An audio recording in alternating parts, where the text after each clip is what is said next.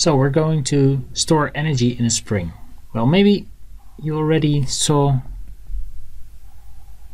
at school or in a textbook, you saw this curve of a spring. We call it the spring characteristic, where if you apply a force to a spring, it elongates. And if you look at this line and you want to know how much energy is stored,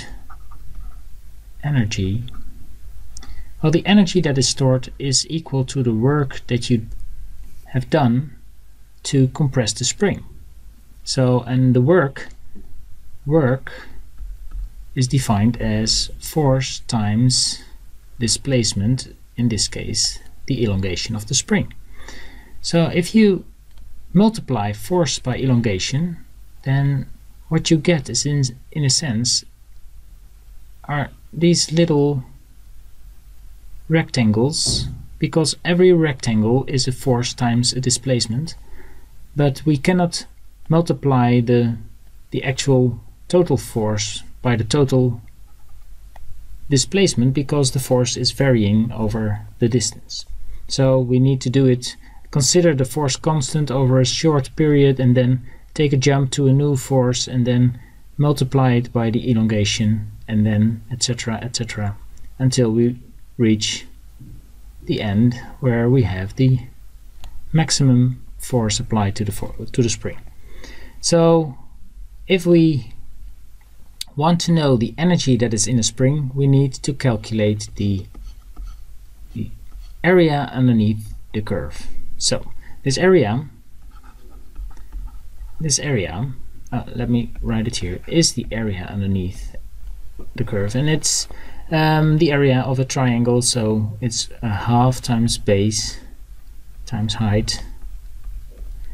And if we rewrite this a little bit, because we can write for f a little different if we take into account that this curve has a slope. This line is a straight line for most materials, and this line has a slope, and the slope we call the slope c is defined as f divided by the elongation. So if we rewrite this a little bit to get f, so f is equal to c times elongation, and that we can fill in this one there. So we get that the energy of a spring is a half times c times elongation squared. So I hope you know this little formula already.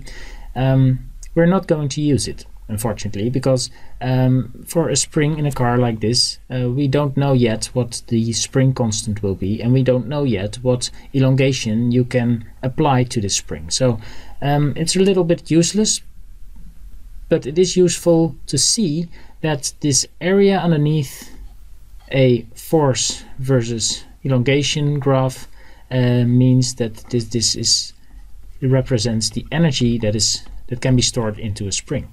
So in the next video I will explain some other graph, and that is the tensile curve. The tensile curve of a material looks a little bit like this spring characteristic, and we will make some progress there.